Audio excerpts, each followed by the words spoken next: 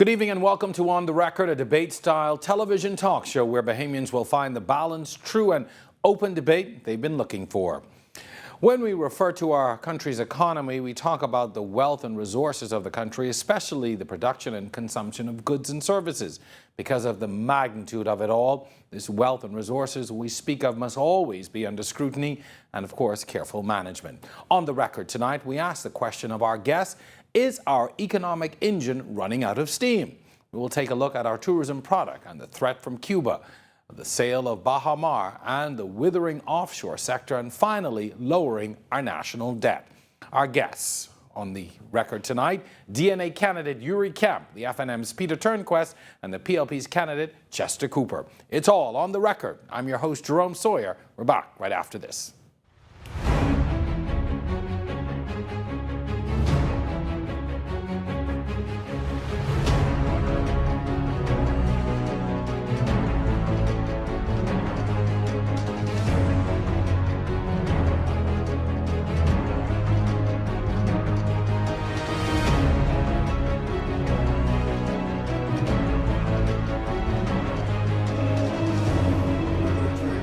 There are a lot of Bahamians up in arms about the state of the economy, but the governing party feels the economy is intact. Regardless of the perceptions, we can agree that there are many threats to our economy. Our Vonique Toot in this show takes a look at some of those threats. They say it's better in the Bahamas.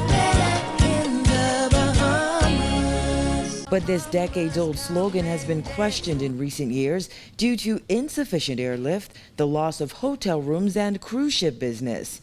We have to address it because you want people to come to your country. Then in February, a major cruise line dropped Nassau and Freeport in favor of Cuba, now viewed as a new and exciting destination following renewed diplomatic relations between the U.S. and Cuba. It is something the Prime Minister and his predecessor predicted back in 2014. It ought to be a serious concern for the Bahamas. Maybe you would now understand why I have not taken a day off and I'm driving the investment portfolio. There's no question it'll have some implications for the Bahamas, and the Bahamas must now begin to give renewed focus to how it will compete in this expanded market for the American tourists. Despite several disappointing developments in the tourism industry, government has predicted brighter days are ahead with the upcoming soft opening of Baha Mar. It is all go, and it's all go right now. This is real. However, with many questions remaining over the sale and opening of that resort, uncertainty lingers. The number 2 industry has also taken a hit with bank closures and subsequent layoffs. RBC announced the closure of 4 branches on Bimini and Spanish Wells, sparking concerns about a devastating impact on those small communities. The opposition has accused government of taking this matter very lightly instead of taking steps to encourage financial services institutions to remain. Thank you, Vonique. Well, when we come back, Yuri Kemp, Peter Turnquest, and Chester Cooper will join us. See you on the other side of the break.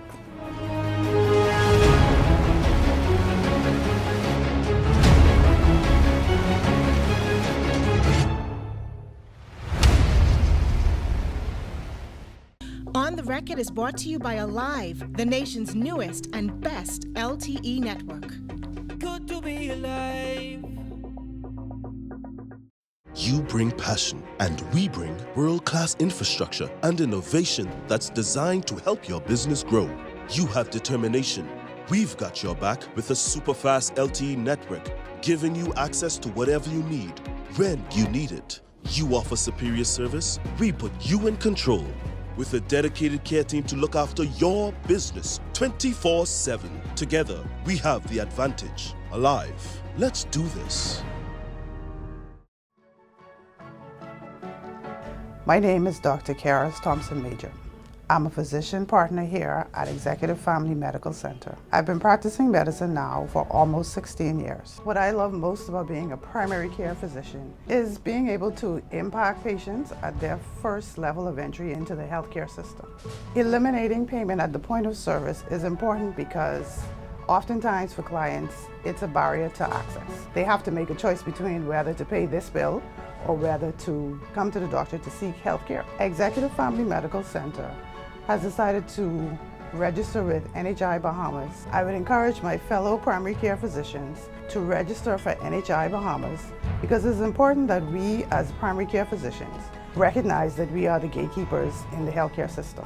My name is Dr. Karis Thompson Major, and I hope that you see our facility, Executive Family Medical Center, as your option to enroll for NHI Bahamas.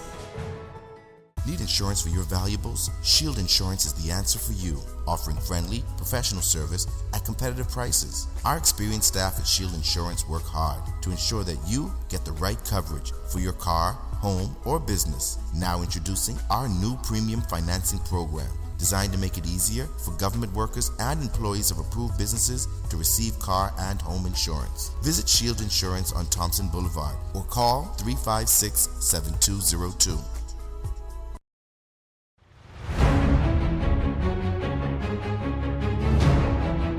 Welcome back to On the Record. Our topic tonight, we're asking the question, is our economic engine running out of steam? In studio with me tonight, Yuri Camp, who is the DNA's candidate for Garden Hills and a professional in the field of finance. Peter Turnquest, the FNM's candidate for East Grand Bahama, and also the party's deputy leader, as well as Chester Cooper, PLP's candidate for Exuma and Ragged Island, and president and CEO of BAF Financial and Insurance. Gentlemen, welcome to the show. Glad you could be on. Thank you. I just want to throw something out there. I was trying to get, we usually start the show by having someone to come and sort of set the scene for this discussion. A few people I went after initially were off island or had other commitments. But by and large, I found people very nervous at this time about coming forward as professionals and just talking about the economy or trying to, let's have a broader discussion. I find people are generally nervous, particularly at this kind of time in our, in politics. But have we sort of, you think, have we so polarized our country that people are afraid to even give their opinions at this point? I think it's a combination of two things. One, people are afraid to speak. They have genuine concerns, but they don't want to put themselves out and be at risk, particularly in a heightened political season like we have today. Secondly, I think a lot of people are a little bit uneasy, unsure where we are as a country and where we're heading, and nobody wants to speak doom and gloom, but all they see ahead of them is trouble, headwinds, and so they're a little nervous about exactly where we are and speaking it, as we say, into existence. Chester, I know that you would have done it previously before you got into politics. Yeah. I know you would have come forward on numerous occasions and talk about these issues, but is that a concern? I mean, now you're on the front line of politics. It's a little easier. I think there's a reason why they call this the silly season. So true. In an ordinary circumstance, you can have an informed discussion about the economy and finance, and you can talk about the fundamentals. In these times, it seems we veer off into uncharted territory. So this is why you find perhaps financial experts or experts on the economy and academics tend to stay quiet during these times. I think this speaks to the level of maturity in our political process. And as we move forward, hopefully we can see more mature discussions during election times, but throughout the year where academics can come forward and feel relatively safe expressing their informed view. Mm-hmm. Yuri, do you think, though, it lends, though, to the sort of the same voices and the same opinion makers always coming forward and trying to shape the discussion when you have people out there who can actually add to the discussion? And something, you're right. I mean, I think it comes down to taking that first step, Taking that first step and having the courage to step forward regardless of where you come from, regardless of what people say. I think at the end of the day that even though we're entering into the political season, there's always time, there's always space for sensible, rational discussion. And one shouldn't be afraid no matter what time it is. Well, I'm glad you use sensible and rational. Let me if I may just say, with respect to the University of Bahamas, I'm very impressed with the series of seminars they've been putting on over the last couple of months. And they've been a good resource. I've been able to utilize them even for this show. But thank you, definitely. I'm sure they'll be happy for that plug. Gentlemen, let's talk about tourism now as it relates to the economy. What have we not done over the past few decades to reposition our tourism product as it should be. There was one time when the Bahamas was probably the only country in the region that was doing tourism. Every other Caribbean country was focused elsewhere, and I hear the stories people say they almost laughed at us. Why would you want to get into this? But now everybody has focused their attention, but it seems like our product is stagnant. I think we need to look at the overall landscape, and when we promote the Bahamas, we ought to pay more attention to places like Exuma, where I am from. We call it a high-end destination. We're developing it in a manner where they're boutique hotels that cater to the market that we desire. But by and large, people want to know that they're coming to the Bahamas and there's a level of uniqueness. They want to feel a Bahamian vibe, if you will. And we must be sure that we develop around our properties the type of entrepreneurial enterprises to give our tourists the type of experiences that they come to the Bahamas for. So if they come and they're staying at an all-inclusive, they don't want to spend all week there. So we all have an obligation as Bahamians and as business people to see how we can improve the overall product just by doing our part. Sorry, this is not a new discussion. I have heard this over and over, current, previous governments. I mean, we seem to know what the fix is. How do we get to it? I think it comes down to, I wouldn't say administration, but it comes down to how do we set the table in the investment authority to make sure that these projects and small boutique hotels, like Mr. Cooper said, come to fruition. One thing the Democratic National Alliance is keen on is with regard to boutique hotels, but also we want to make sure that they have a fast track, making sure that we review the investment regime and the investment incentives under the Hotel Encouragement Act, under the Industrial Encouragement Act, and all the other relevant, encouragement acts to make sure that Bahamians get those first, and they are streamlined straight across the public sector, so someone is involved in that investment process. So let's say, for example, Mr. Cooper's cousin in Exuma wants to have a boutique hotel somewhere in Steventon.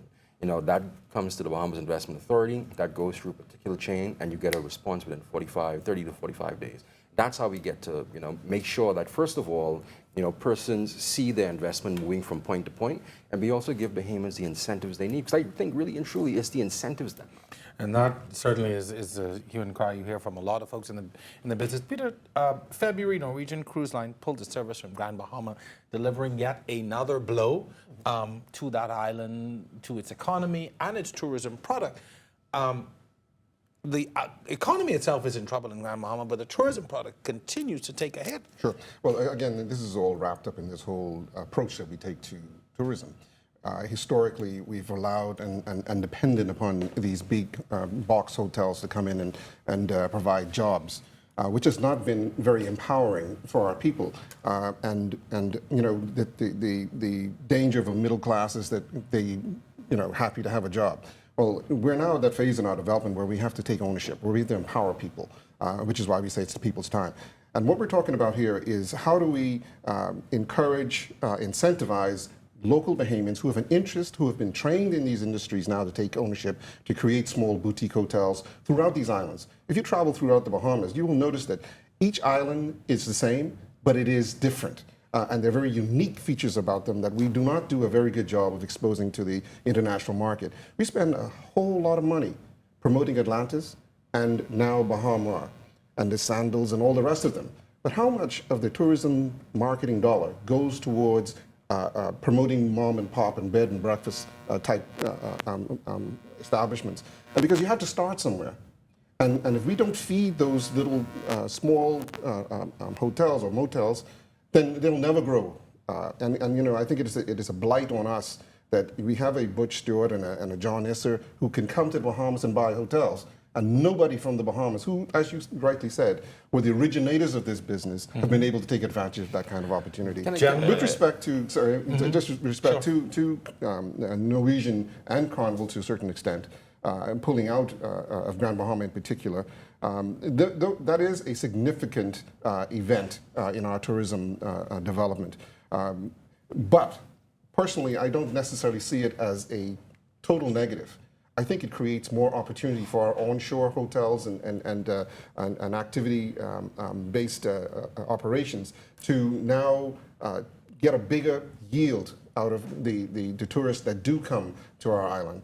You know, cruise ships have been a blessing and a curse to the Caribbean. And there are many who would support you on that. Gentlemen, we're at the point of our first break. I know you want to comment. Stay with us, that we are back right after this.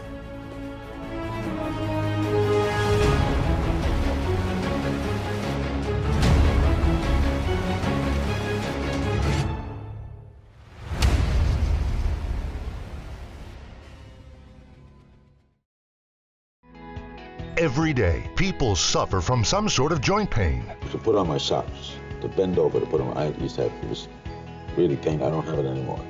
If you've been living in pain and you're tired of trying products that just don't work, you are not alone. Today, 1.5 billion people worldwide are living in chronic pain. Don't let pain deny you the life you deserve. Join hundreds of thousands of Omega XL users that have chosen to fight inflammation and get rid of pain. Now they're living a pain-free life to the fullest thanks to Omega XL, the all-natural anti-inflammatory that has more available omega-3s than regular fish oil. Get more benefits in a powerful gel capsule that is smaller, easier to swallow, and more convenient. Switch to Omega XL and experience results you can feel. Put an end to your pain with Omega XL. Visit your local pharmacy or health food stores and get your Omega XL today.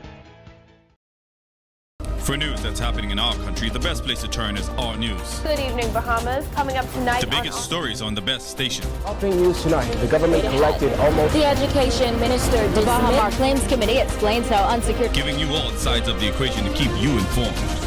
Well, in other news, police are cracking down on the claims of Bahamar's creditors and former. Police are on the scene here at a popular hangout. Statement yesterday, Catholic Archbishop. Watch Our News weeknights 7:30 and weekends at 7 p.m. only on RTV.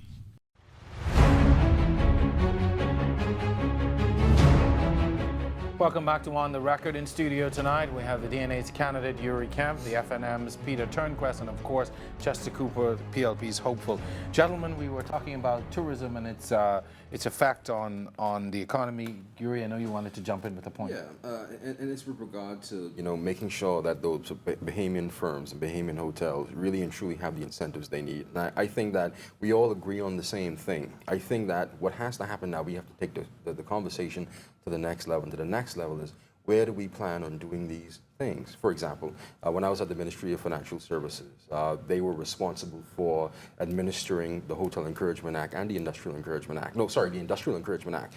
And I could tell you it's a laborious process. Once it gets inside, once it's received by the ministry, then it goes into the bureaucratic chain, and then no one knows what happens to it. I think we're at that stage now where, first of all, we have to also make sure that we target Bahamian boutique firms with specialized incentives and specialized investment incentives, but also make sure that the process is seamless, so when your application goes into the ministry, it gets a timely response and it has checkpoints straight away. We're going to talk about sort of this issue with the ease of doing business or lack thereof in the Bahamas, which is the big point. Chester, I know you want to jump in. Let me just say that there are no shortages in terms of investment incentives for Bahamians. Bahamians would have access to the same level of incentives that any other investor, foreign or otherwise, would have. Maybe there can be more communication in terms of how to access them. Maybe we can agree that the process can be refined and there can be less bureaucracy. But I think other than what we see in Saudi Lutra and some pockets of Highland Key and Island Club in the West in Nassau, I believe Bahamian businessmen haven't really stepped forward to participate very, very actively in the tourist sector. And we must determine and examine why we are not owning the tourism industry. Because this is indeed our largest industry, and we ought to participate. Government must facilitate the process, but indeed the private sector really drives business. I do want to take a little bit of an exception to what Chester is saying, in that one of the issues, the biggest issues, hindrance to small investors, certainly in the tourism industry, is access to land. We get these groups that come into town, and they're able to access Crown land or preferable parcels of land at rates that is not available to ordinary Bahamians, unless you have a pile of money sitting in a bank account. We have to figure out, how do we allocate make available to Bahamians, as I say, who have the skill, who have the experience in the industry, to have access to this land. And then once they have access to the land, to have access to the financing to develop their concept. I don't believe that we as Bahamians are necessarily afraid of taking the risk in the industry. I think what it is that the barrier to entry is so high, and we don't necessarily feel that we have the support of the government in the past to support the operation. It's a risky business. But to that point too as well, people will accuse the F&M of the same thing. I would have heard that. There's no question that the process of granting of Crown land can be refined. I think it's unfair to say, though, that Bahamians are put at a disadvantage in accessing this land when compared with the foreign investor. I believe once you have, well, we will agree to disagree on the point. But I believe that any investor with the appropriate plan who can demonstrate that they have their funding will be given the same level of treatment by a PLP government. Here's why I disagree with Mr. Cooper as well, because if that were the case, then we would see a lot more businesses popping up. So clearly something is wrong there. But secondly, all right, when it comes down to land, the Democratic National Alliance has already put on the table that we want to take the administration of Crown lands out of the hands of the Prime Minister. We want to put it into a land bureau, so we have persons who want to do business and persons who actually just want Crown land just to develop their own, let's say, for example, housing development. We want to put that out of the Prime Minister's hands and give that to a land bureau, first of all. Second of all, when it comes down to the incentives, yes, the problem is with regard to making sure that Bahamians have ease of doing business. But also with that, with regard to the incentives, Bahamians want Atlantis Plus. They want the same type of treatment that Mr. Kersner got, 15 plus years ago with regard to the incentives, and that's not happening. And we need to give that to the smaller man. But we got to move on because we got to get to some other stuff. I wanted to quickly, while we're on tourism, to really talk about Baha Mar and the scheduled opening in April. And this this resort that was touted to be the savior. Is that still possible? Is that still a possibility? Well, people have started working. 650 started by April. There will be another 1,500 persons working. I think this is very real, and anyone who suggests that it's not, may have a different agenda in this political season. But I think when we looked at all of the rating agencies' pronouncements on Bahama and its not opening being barred, it's clearly the reverse of that now, and we should be celebrating that this is going to be a boost to our economy. All of that boost may not come in 2017, but certainly for the future, this is huge for the economy of the Bahamas. I'm just curious though as to how the industry will respond. Those people who had bookings and wanted to come, etc. If I was one of those individuals, I'd be very gun shy at this point. About that, and the opposition groups have been very critical about this process. Yeah, but let's make sure that we are talking about the correct things. First off, there is an announced opening of April 21st. Today, you cannot book a room. This lends to what you're talking about, the credibility of the product, right? So you're saying that you're opening on the 21st, yet I go online as a travel agent or as a guest and try to book a room. I can't book a room. It goes to credibility. But secondly, you talk about 600 people being hired today, another 1,500 maybe in April. To do what? You don't have a product. And the chances of you having a product before the earliest, in my humble opinion, the summer, it's not likely. And so, this is a public relations exercise. And my fear is that we will again bring the world to a bad show. Look, there have been many fits and starts by Bahama over a period of time by the previous developer. As a businessman, I would want to inspire the kind of confidence that when I open on April 21st, all cylinders are firing. That when you arrive on May 1st, we have a product where the staff is already trained, and that's why they're going to work early. Well, don't say that you're opening on the 21st. To train and prepare for when the guests arrive. The hotel is opening April 21st, and I will be here celebrating on April 21st. But it is disingenuous to say that it's opening if it is a shakeout. I hope that Peter will join me in that celebration. You cannot book a room today all the way into August. People have tried all the way to August, and you still cannot book a room. So if you are doing a shakeout, that's fine. You can say that, but don't say you're opening, because you're not. I think that this administration should have tried to open up this exercise on April 1st, because they obviously think that we're fooled to think that Bahama is going to be open on April 21st. I mean, it's clearly not able to be open.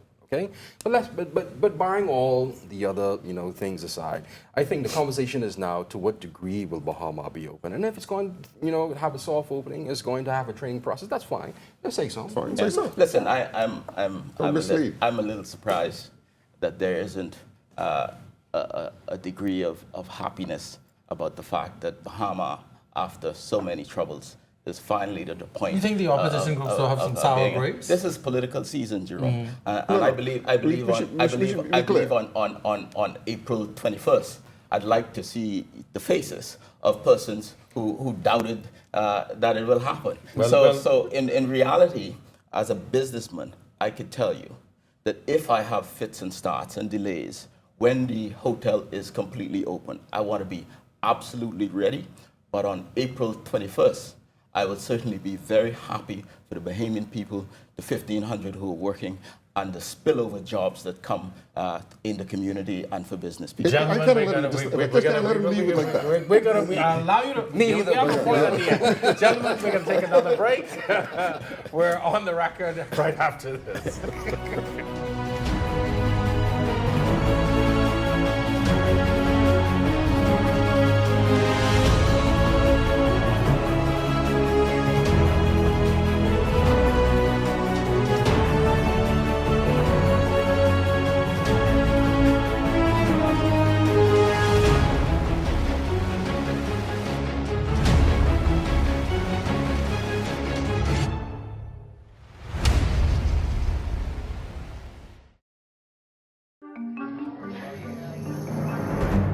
Hi, welcome to Blue Turtle Cove. Checking in?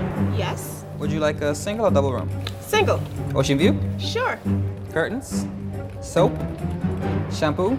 Hot water? And pillows? Of course I want pillows. Do I have to pay extra for all those things? Well, for only $7.50, you can bundle shampoo and conditioner.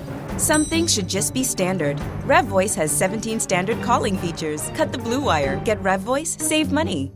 You bring passion, and we bring world-class infrastructure and innovation that's designed to help your business grow. You have determination. We've got your back with a super-fast LTE network, giving you access to whatever you need, when you need it. You offer superior service, we put you in control. With a dedicated care team to look after your business 24/7. Together, we have the advantage. Alive. Let's do this.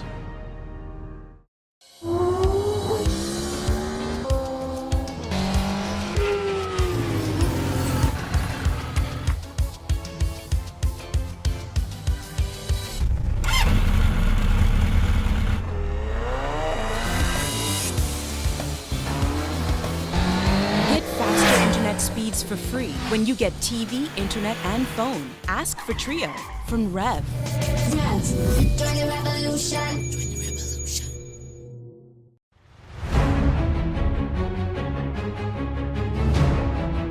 We are back with more on the record. We're looking at the state of our economy tonight, where the topic is our economic engine running out of steam. Here in studio with me, the DNA's candidate for Garden Hills, Yuri Camp, Peter Turnquest, the FNM's candidate for East Grand Bahama, and Chester Cooper, the PLP's candidate for Exuma and Ragged Island. Gentlemen, let's continue our discussion. In the top of the show, we would have mentioned the closure of commercial bank branches. We saw some with Scotiabank, I think last year, RBC announcing this year that they will be closing, particularly in some family islands, which certainly created quite an uproar. How are the things like this impacting the economy at large? How does that affect consumer confidence and even investor confidence when you see commercial banks closing locations? Well, I think one of the most noticeable and discouraging thing is the loss of good, solid middle-class jobs. We have prided ourselves, and we have developed a cadre of talented professionals in the financial services sector. And as that industry starts to shrink, so do those jobs, and a lot of people are leaving the country as a result to find other opportunities. So this is having a tremendous effect, not only downstream but also upstream in terms of spending in the economy and mortgages and all the rest of it. In the Family Islands in particular, this is a devastating development. As you know, just recently RBC closed in Bimini, or will be closing in Bimini and in Spanish Wells. It is surprising in both because in Spanish Wells, that was one of the most busiest active. I think the Bimini branch is busy as well. And the thing about Bimini one that is curious is that the hotel there is just now finding its legs and growing, and there's no banking facility on the island. That is going to cause tremendous hardship for the residents as well as for the businesses there as they try to do international trade. How should a government respond in an instance like that? What should really happen? That's a huge loss. Well, firstly, I agree with Peter with respect to the impact it could have on Family Island communities and how significant it is.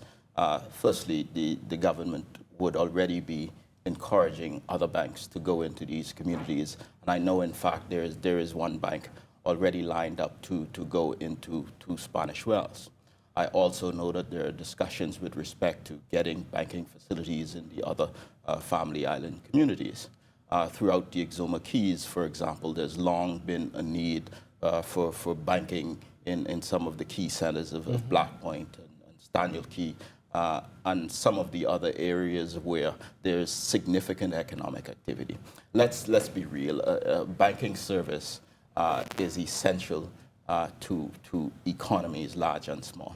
And certainly the government would be having, no doubt, discussions with the heads of banks with respect to a trend that we're seeing with high quality, high paying jobs moving elsewhere, and determining how there can be a meeting of the mind on these types of issues. Certainly there is a financial profit incentive, but there must also be a moral imperative to serve all of the communities, sometimes as we see done by some of the other organizations in the Bahamas. Yuri, though, should government really though be sending a message to say, listen, it is okay. We are this is not an indicator that partnership all hell is breaking loose, because from a consumer perspective, that concerned me when I realized what was happening. Especially on Bimini, because like you said, the hotel is just now coming off the ground. It's really taking shape, and I think that when things like that happen, we have to look at, well, what caused that, and straight across the board. And it's not just particular to the Bahamas. But there's a lot of automation that's going on. You don't necessarily have to walk into a bank. You do a lot of things. They encourage you to use the ATM. Exactly. It's not charging you. Exactly. Yeah. And then there are businesses like Cash and Go that offer a lot of cash checking, cash cashing. You can tell us that. We work well as a team. And there are also the numbers houses. They offer a lot which are banking alternatives for a lot of people. That was a point that I wanted to raise. Two things. One, the government didn't do us, the Bahamian public, any service when they increased the banking fees in, I think it was 2012, 2013, to almost double what they were paying previously. Like any business, the banks sought to recoup that cost. And so we saw the advent of all these little fees that they're beating us up with. And there was no consumer legislation put in place to protect against that. And so, again, it's one of these situations where we rush to do something, not considering what the consequences are downstream. But secondly, you have this situation with the numbers houses, who are today, in a lot of instances, acting like banks. And contrary to the legislation, by the way. And nobody seems to be willing or prepared to do anything about it, which is an indictment, I think, on this government, because again, it's just how we were forced into legalizing the web shops. It seems that we are on our way to being forced to legalize the banking part of that legislation. I'm not giving an excuse for those activities going on. I'm just saying that because... No, I understand. I understand. But the truth of the matter is, in a lot of these communities, Acklands and Meguana and all these things that are so far remote, The only way to do any kind of business is through the website. Yeah, so I'm not knocking them per se. I think that we're going to have to look at the numbers persons to see whether we can in fact somehow legitimize what the activity that they're already doing. It is their Bahamians, and they deserve the opportunity. Just two quick points. I think it raises a question of the competitiveness and ease of doing business and facilitating business and the overall landscape in the Bahamas, that we must have a bigger picture discussion as to why banks would be moving somewhere else versus staying in the Bahamas. That's the first point that I want to raise, and I'd like to understand that better by having discussions with the banks themselves. The second point that I think we ought to be concerned about some of the fees that we find that banks are charging to accept deposits, for example. Certainly we would agree perhaps that this is something that we must look at. I have to advance the discussion, and this has to do with commercial banks. The banks are offering a subprime interest rate or subprime interest rates on loans. A number of people still do not qualify. What does this really say about the state of the economy when the banks still aren't growing that business despite what they're offering? People are broke. People are broke. People are broke. That's the simple answer. The simple answer is that the economy is struggling. We saw a report just yesterday, I think it was, that National Insurance is finally saying, listen, our contributions are down. Our number of businesses that are registering is down. Well, that's the true facts, and it is one indicator of where we are. Unemployment rates are high.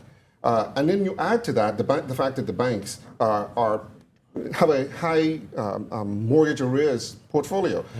And so they're a little bit risk averse at the moment. And you see it in the liquidity. And so they are all about now offering programs and these low interest rates to try and attract business.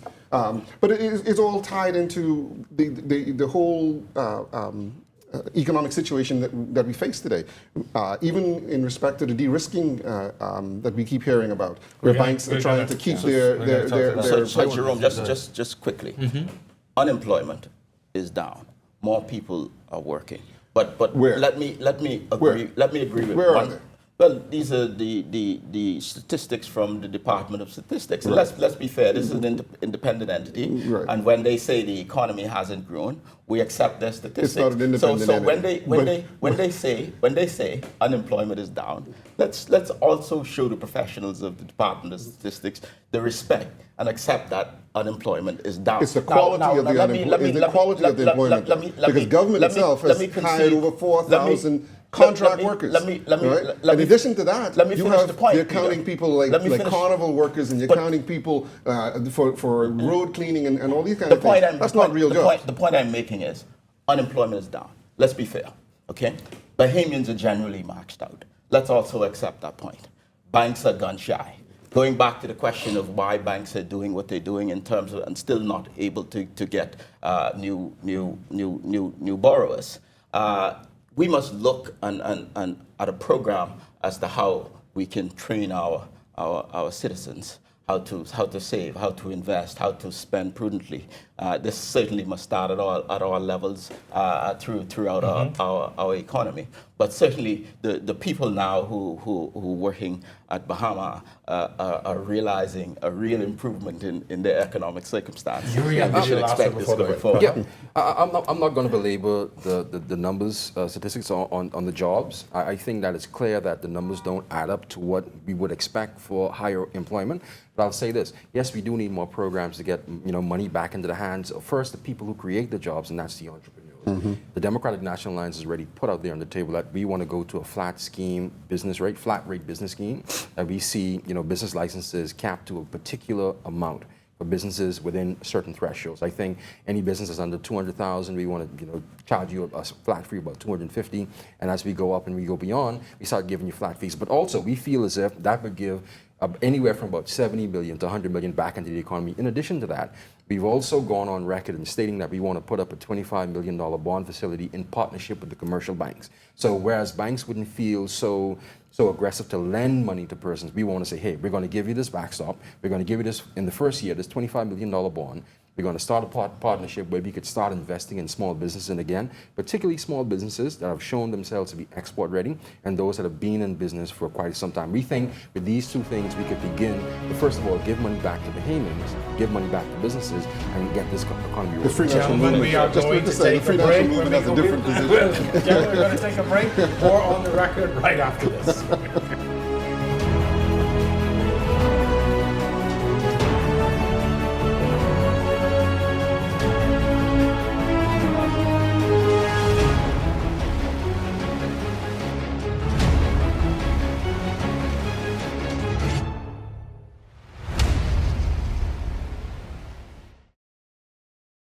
You bring passion, and we bring world-class infrastructure and innovation that's designed to help your business grow.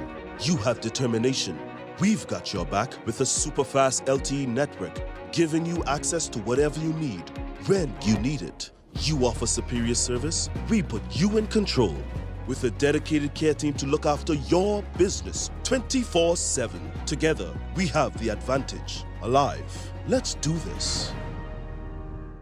Need insurance for your valuables? Shield Insurance is the answer for you, offering friendly, professional service at competitive prices. Our experienced staff at Shield Insurance work hard to ensure that you get the right coverage for your car, home, or business. Now introducing our new premium financing program, designed to make it easier for government workers and employees of approved businesses to receive car and home insurance. Visit Shield Insurance on Thompson Boulevard or call 356-7202.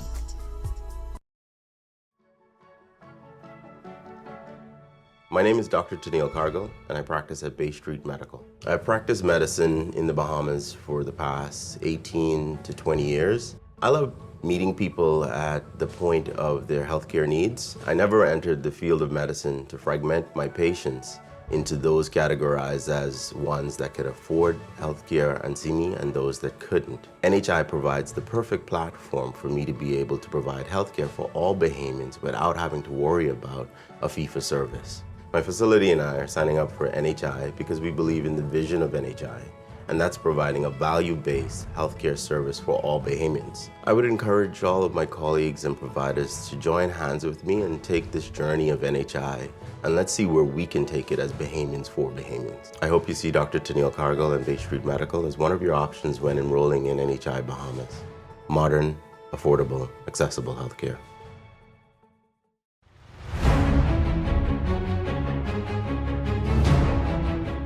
Welcome back to On the Record. Tonight we're asking the question of our guest, is our economic engine running out of steam? Gentlemen, our final segment.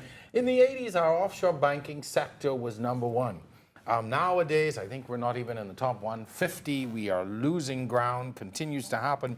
And then you have things like FACTA and CRS, those external pressures that are also negatively affecting that industry. The second pillar of the economy, always touted how strong that was, created that strong middle class that you talked about, but that industry now is failing.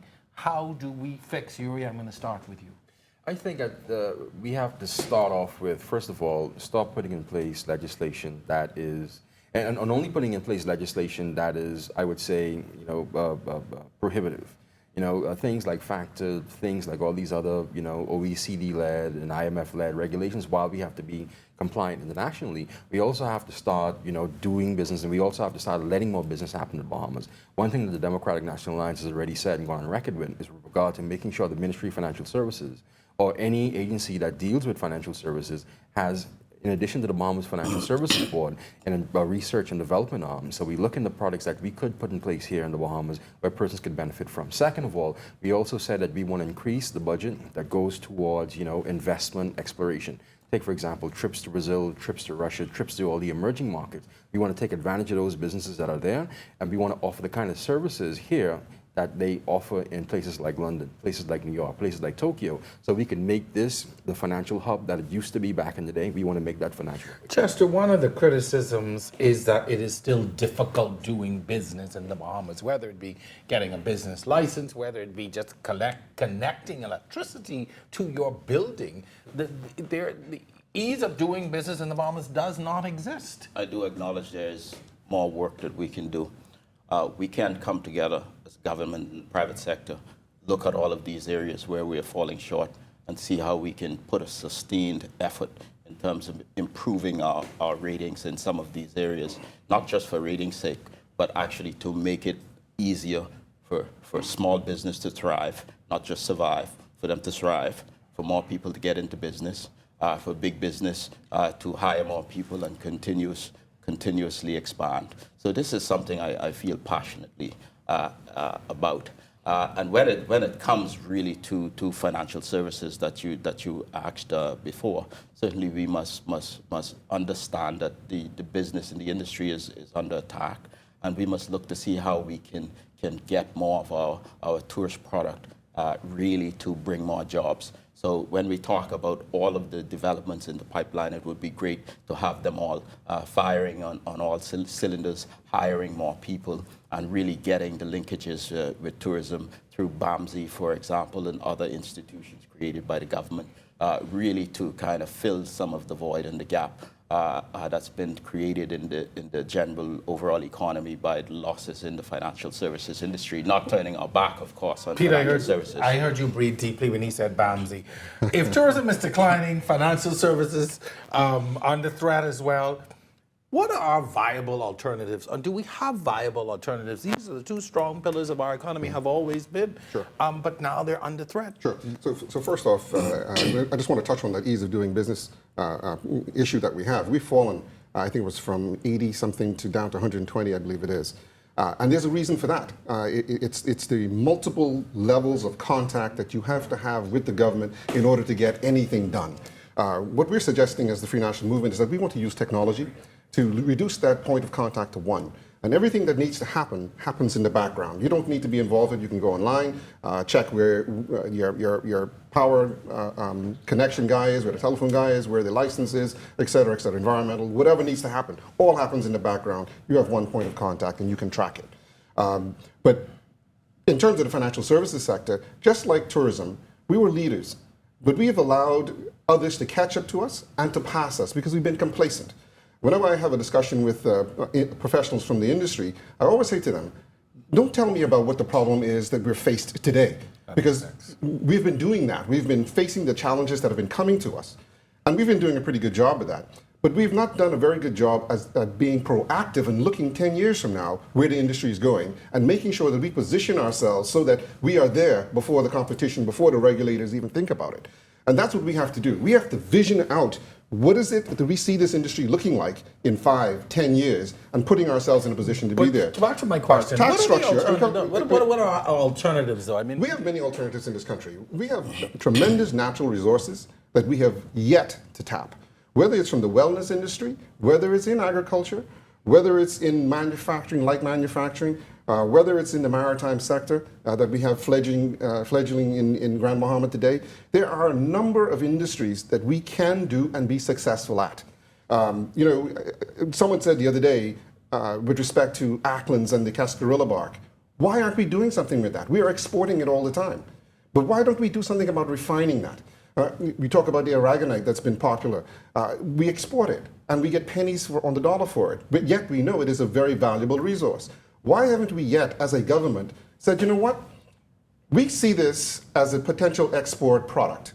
Why don't we, as a government, set up a corporation? We've done it before with other industries. Set up a corporation, start doing some research and development through the University of the Bahamas and whatever, and set up a corporation to manufacture some of this product with the aim in 5 years or 10 years, whatever the process is, to spinning it off into a public corporation. So my question is, and turning a resource into an actual revenue generator. If given the opportunity, if Peter Turnquest is sitting in the next administration, will you push that? Absolutely. See, I believe that our two horses, our two economic engines, tourism and financial sector, are mature businesses, and they are at the point now where if we don't do something very innovative, they are going to start on the decline. And so we have to find now what is the next horse that we want to ride. Okay. And we have to invest in it. We have to be deliberate about it as a government. and we have to put money behind it with intention. I've got a Eureka, and we've got one more point, which I want us to get to. Go ahead. Here's why different with Mr. Turnker on the approach of handling our natural resources and new frontiers. He is suggesting that we want to go back to a government-style subsidized No, sir, not program. at all. Not at all. And that's what let's be clear. What I'm suggesting, I would love the private sector to lead this, and any initiative that we do in this regard must take in mind first the private sector. What I'm suggesting, though, is that there may be risk involved where the government has to provide some kind of backdrop. Because again, finding capital for this kind of product is going to be difficult. Here's why the DNA will do this differently. The DNA will do this differently because we believe that the private sector needs to be empowered first. And what we should do is that we should first of all let licenses start to fly right, left, and center. The persons who want to invest, and Aragonite who want to invest in Cascarilla, who want to invest in any kind of product, natural resource that we have here. Second of all, we must have an industry diagnostic where we see exactly what the natural resources are, and we need to have that kind of, from the ground to the market kind of analysis with that industry diagnosis, so we could see exactly, hey, Cascarilla goes to Italy, or Cascarilla goes to such and such and such. How do we, build those linkages and build those chains and help with the continual research and development of those products. We're not talking differently in respect to that. We've got to move forward to our final point in the show. I think just this week, we would have heard the Prime Minister give an explanation talking about the VAT collections, to coin the popular phrase, where the VAT money going, saying where this money was earmarked, etc. But it's still, and depending on what side of the political divide you were on, some people were saying, he said take that. Others saying not enough. I'm not satisfied with what he said. And this is going to be the final question. Chester, I'm going to start with you. How can we make that VAT spending more transparent? We talked about those monies going into consolidated fund. How do we satisfy people at the end of the day that their tax money is being used properly, or is being used for what you say it is being used Look, for? I'm satisfied with the explanation on VAT. Goes into the consolidated fund. It takes care of government expenditures. The Prime Minister laid it out in Parliament. There's a website available for everyone to access and get answers to all of the frequently asked questions. I think we must continue to explain it in the simplest possible terms so that people understand how taxes generally are being spent. Nobody likes to pay taxes, and certainly we all share a view that we want our tax dollar to be spent in the wisest possible form. But certainly when we look at the detail, when we look at the explanation, I am more than satisfied that the explanation has been made with respect to how government revenues are spent. There's a bigger discussion about the diversification and getting economic growth, and I hope that we can spend more time focused on how we continue to grow our economy, how we continue to build linkages with tourism, and the maturity of this process, I think, should help to flesh out some of those important discussions that we ought to have. Sure. Can I make I'll give you the last. You get the last word, Peter.